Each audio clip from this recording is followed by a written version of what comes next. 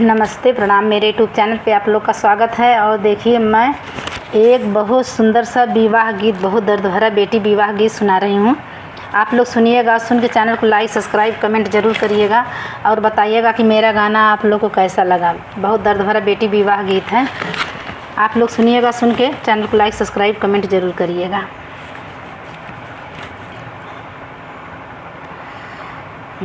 अरे काहे बिना सुन भइले बाबा के बगिया, अरे काहे बिना सुन भइले बाबा के बगिया, अरे काहे बिना बगिया उदास रे लालनमा।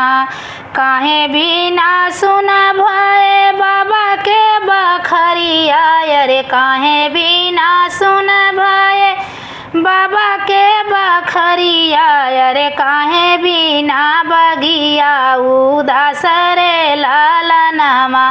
अरे काहे बिना बगिया उदास रे लालनमा। बेटी बिना सुन भए बाबा के बखरिया, अरे बेटी बिना सुन भए बाबा के बखरिया, अरे कोयल बिना बगिया उदास रे लालनमा। अरे कोयल बिना बगिया उदास रे लालनमा। रोई रोई माई हो बाबा से अरज करे, रोई रोई माई हो बाबा से अरज करे, कब यही है बिटिया हमारा रे लालनमा। अरे कब यही है बिटिया हमारा रे लालनमा।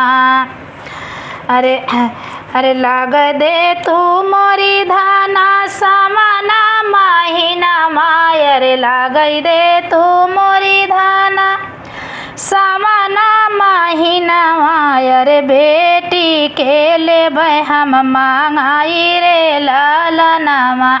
अरे बेटी के लेबै हम मांगाई रे लालनमा। अरे सामना भदौआ उमड़ नदिया गईले, अरे सामना भदौआ उमड़ जई है नदिया, अरे कैसे करब गंगा पार रे लालनमा। अरे कैसे करब गंगा पार रे लालनमा।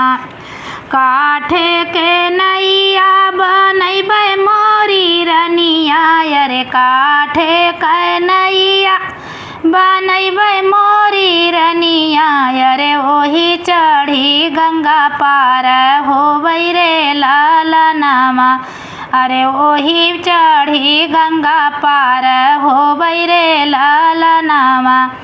अरे तनी बचन जब सुनली मायरिया, अरे तनी बचन जब सुनली मायरिया, अरे आचरण पोछै नैना लोर रे लालनमा। अरे आचरा से पोछै नैना लोर रे लालनमा। अरे जेही दिन मोरी बेटी अइहे नाई हरमा, अरे जही दिन मोरी बेटी अइहे नाई हरमा, अरे भरी जई है घरवा दुआर रे लालनमा। अरे भरी जई है घरवा दुलार रे लालनमा। अरे बिटिया के देखी माई बाबू खुश होई है, अरे बिटिया के देखी माई बाबू खुश होई है, अरे खुश होई है कुल परिवार रे लालनमा। अरे खुश होई है कुल परिवार रे लालनमा।